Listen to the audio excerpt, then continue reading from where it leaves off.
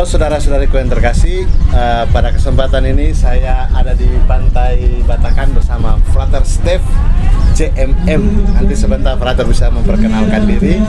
Tapi hari ini kami baru bercerita tentang bagaimana menjalani hidup panggilan sebagai seorang biarawan. Saya sebagai MSC, Frater Stef sebagai seorang biarawan Frater CMM. Salam kenal dulu. Salam kenal. Salam jumpa, walaupun sudah jumpa sering. Tapi di media YouTube kali ini kami bicara tentang sharing pengalaman hidup membiara. Oke, sambil diiringi musik. Oke, Frater, silakan memperkenalkan diri dulu, sekaligus asal dan berapa tahun sudah menjalani panggilan. Oke, baik, terima kasih Romo.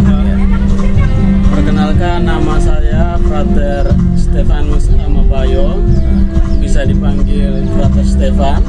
Kemudian saya berasal dari Pulau Flores, tepatnya itu di Adonara. Oh, Adonara itu ya masih masuk Keuskupan Larantuka. Iya, benar. Sudah berapa lama tinggalkan Adonara ini? Kalau dihitung itu sejak saya SMA ditambah dengan biara berarti sudah sekitar 8-an tahun. 8 tahun, berarti kira-kira keluar dari sana 2017 ya? Iya, 2017 keluar dari Adonara. Oh, dari Adonara lanjut kemana, Frater? Sebelum masuk Frater? Dari Adonara itu saya ke Berau di Kalimantan Timur. Oh, Kalimantan Timur ya. Jadi dari Adonara dulu ke Berau. Dari Berau itu lalu kemudian milih untuk jadi Frater. Nah, betul, dari Berau itu kemudian masuk ke Frater CMM. Jadi di situ adalah pertama saya kenal CMM itu di Berau. Oh, jadi nih sekarang kita bicara tentang titik awal ini. Kenapa memilih jadi Frater CMM? Titik panggilan awal itu apa ini? Sebelum saya cerita sampai ke situ, memang saya sharing sedikit pengalaman kenapa saya sampai memilih menjadi seorang frater itu. Memang dari kecilnya itu saya sudah aktif Misdinar. Oh, oke.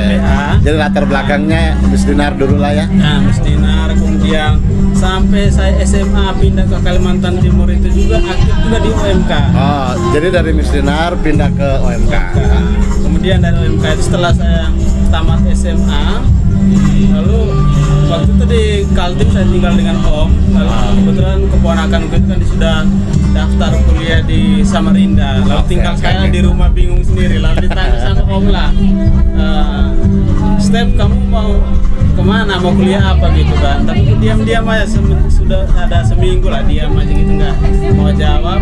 Setelah itu kebetulan ada keluarga frater juga. Oke. Frater CMM. Kebetulan masih ada hubungan keluarga dengan tante saya ini. Nah, Tante dari Om, istri dari Om ini.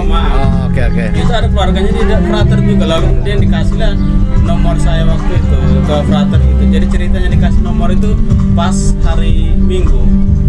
Hari Minggu sambil menunggu bis itu ke gereja, saya bertugas waktu itu Mazmur. Jadi sambil latihan Mazmur, kemudian Om yang datang dari Flores itu dianya datang jualan obat di situ. Kemudian dia bilang, Step, kamu ini kok cocok jadi pastor ya? Dia hanya bilang gitu.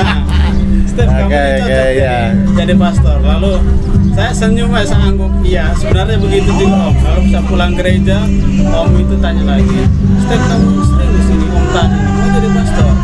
Bilang, iya Om, saya serius, dari dulu memang ada keinginan di situ.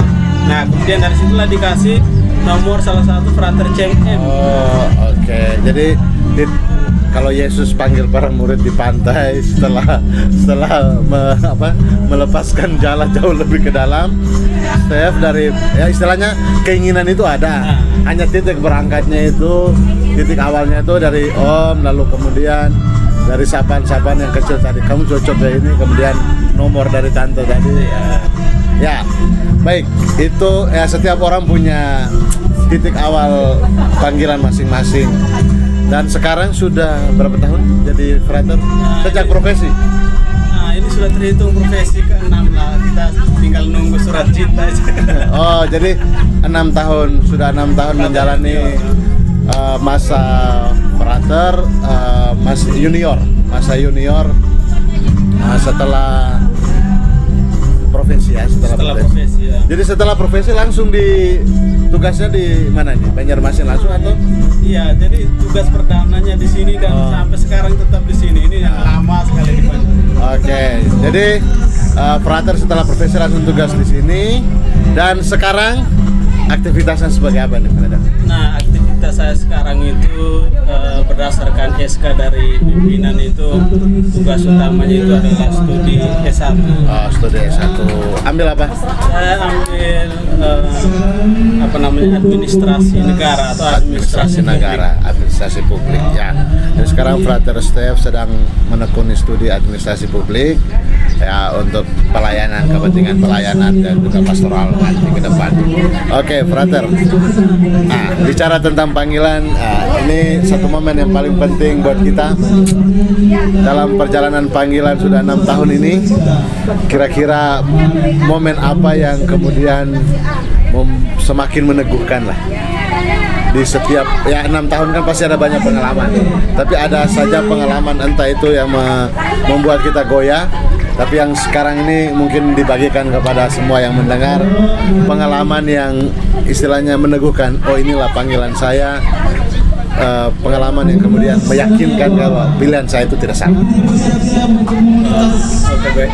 Romo, kalau cerita tentang pengalaman apa sih sebenarnya meneguhkan itu, baru-baru ini saya menerima sesuatu yang selama ini belum saya pernah dapatkan.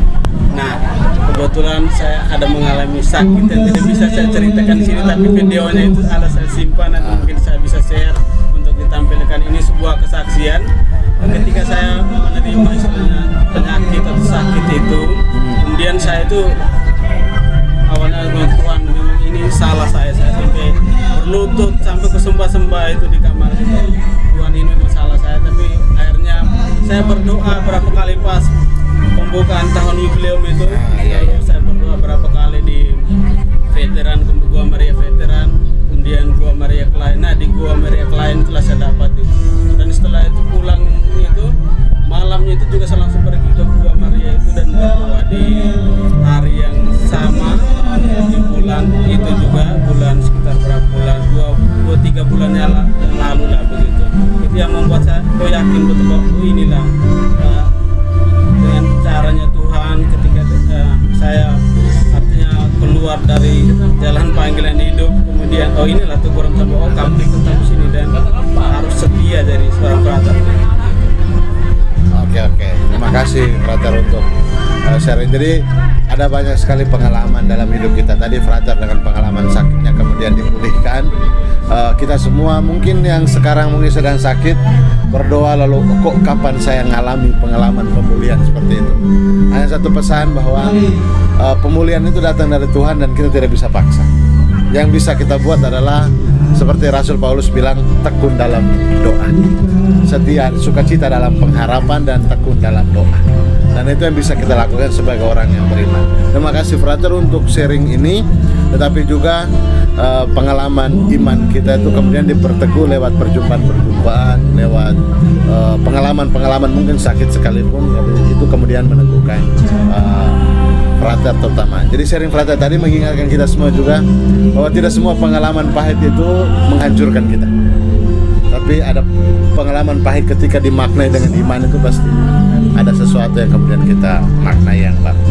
Oke, sebelum kita tutup ini, mungkin Frater bisa berbagi atau istilahnya pesan juga lah untuk anak-anak muda atau siapapun untuk perjalanan panggilan, untuk mereka yang mau memilih panggilan ataupun memilih apapun. Bicara tentang pilihan, tapi juga pesan yang diberikan untuk penonton tentang bagaimana menjalani pengalaman hidup derita ataupun sukacita dimaknai. Mungkin pesan untuk penonton. Oke, untuk teman-teman orang-orang muda, pilihan itu boleh berbeda-beda, tetapi intinya kita punya tujuan itu satu saja, mau mau mencapai tujuan itu sendiri, tapi kita memilih bentuk panggilan itu berbeda-beda. Tetapi di sini saya mengajak orang-orang muda bolehlah memilih pilihan hidup yang penting setidaknya berbeda dengan orang lain, apalagi masuk biara itu yang penting untuk orang-orang muda. Jangan pernah takut dengan perubahan-perubahan dunia sekarang, tapi marilah bergabung masuk ke dalam dan lihatlah bahwa seperti ini hidup panggilan, hidup membiara itu tidak seperti yang cerita orang di luar sana bahwa kita tidak bisa ngapa-ngapain, kita tidak bisa mengembangkan bakat, tetapi itu cerita yang sebatas cerita berlalu begitu saja. Tapi ketika teman-teman di dalam, maka banyak hal baik yang teman-teman temukan. Jadi ditunggu kedatangannya masuk di biara-biara mana itu. Oke, terima kasih Frater untuk ceritanya. Paling penting adalah tadi Frater mulai masuk jadi imam. Frater masuk sebagai seorang Frater CMM, Frater abadi untuk pelayanan. Mulai dari pengalaman omnya dan pengalaman tantenya sampai di sini tadi saya tanya tentang pengalaman yang kemudian meneguhkan panggilan.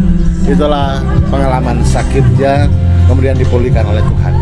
Karena itu jangan pernah merasa bahwa ketika sakit itu datang lalu itu hidup sudah berakhir. Tetapi kalau kita berserah, Tuhan akan berikan yang terbaik buat kita. Oke, salve untuk kita semua. Tuhan memberkati. Sampai jumpa di cerita-cerita selanjutnya.